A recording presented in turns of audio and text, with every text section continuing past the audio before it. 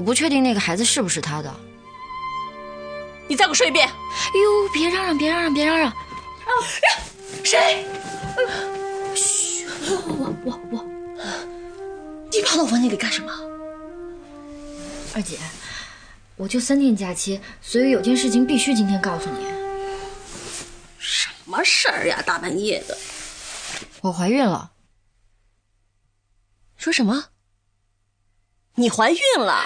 哟，你轻点儿。你才多大呀？嘘，我已经20岁了，而且我已经不小了，不怀孕就有问题了。可你还是个学生啊！学生怎么了？我已经大3了，大1就有人怀孕的。再说了，又不是你们上学那个年代。说吧，停经多长时间了？快2个月了。乔丽，我真没想到你居然跟阿林这种病态男人都混到有孩子这个程度了。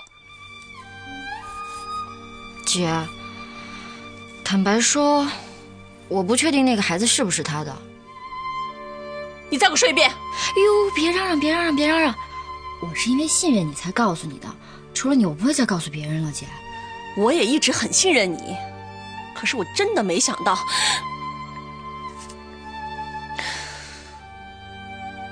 说吧，你除了阿玲，还跟些什么人？总共多少个？这是我的隐私，你就没必要知道了吧？不让我知道是吧？啊，你就别来找我，你爱找谁找谁去。你最好去找妈。对了，找爸去，他不是最喜欢你吗？啊，别烦我，我要睡。你这么说我就放心了。什么意思啊？因为你已经答应了。胡说，什么都没答应你啊。姐，你当我不知道啊？我就知道这全家最能理解我的就是你了。切，得了吧，得了吧，什么我最能理解你啊？啊，妈最能理解你，还有大姐最能理解你。你看，你带个阿林这样的神经病回来，他们连句重话都不带说你的，唯独我不能容忍你，我是最理解你的人呢。当然是了，你只是在装模作样，做样子给他们看而已。胡说，我有必要装模作样子给他们看吗？得了吧，我跟你一起从小长到大，我还不了解你吗？那我二姐呢，敢作敢为，敢爱敢恨，我从小就把她佩服得五体投地，她就是我心目中的偶像呀，真的，你知道吗？我从小其实一直都在模仿你。哎，你模仿我？搞了半天，可是我把你给带坏了是吧？切，我交过像阿玲那么没有档次的男朋友吗？啊，我怀过孕吗？那只能说明我学得不够到家呀。哎呦姐，你别说了，我吃一堑长一智好不好？你就帮我这一次，以后我一定相当谨慎。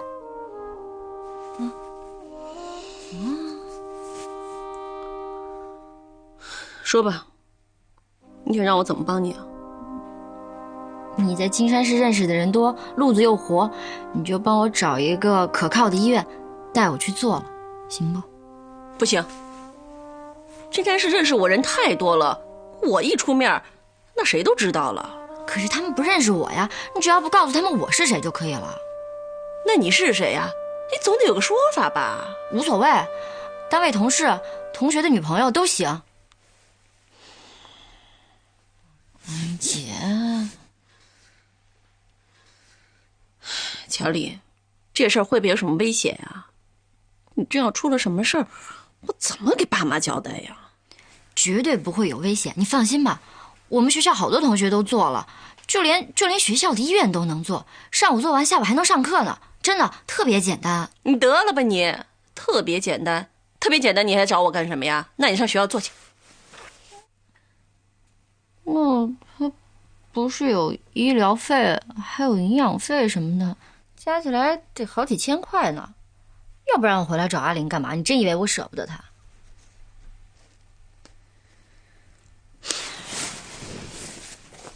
行，既然你这么说了，我答应你，我明天就带你去医院。不过我把话说在前面啊，你所有的费用我包了，你不许用阿玲1分钱，跟他干干净净的一刀两断，听见没？跟他分手绝对没有问题。不过我干嘛那么便宜他？干嘛不让他掏钱啊？他也是犯罪嫌疑人之一啊。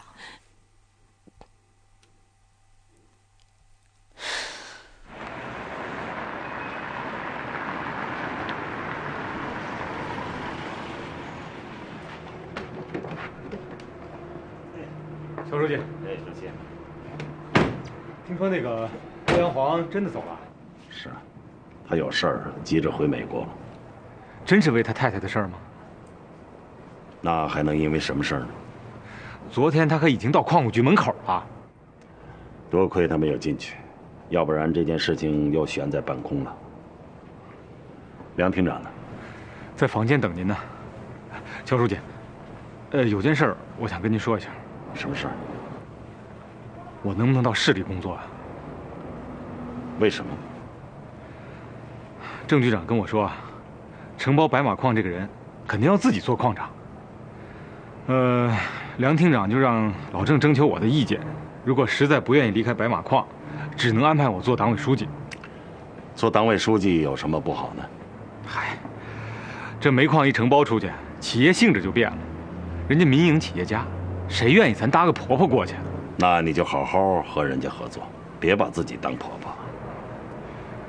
那人就在梁厅长房间呢，您去看看就知道了。姓谭，跟这种人合作，我还真没信心。挖煤出身的人从来不说自己没有信心。我知道你对矿区的感情，正因为有这种感情的存在，我才不希望你离开白马矿。这么说吧，不管谁来经营，我都希望你留在白马，否则我心里会不踏实的。你明白我的意思吗？您要这么说，那我试试吧。一定要代表矿务局行使监督权，尤其是在安全生产方面。井口比老虎嘴还要凶险，千万不能有丝毫的松懈。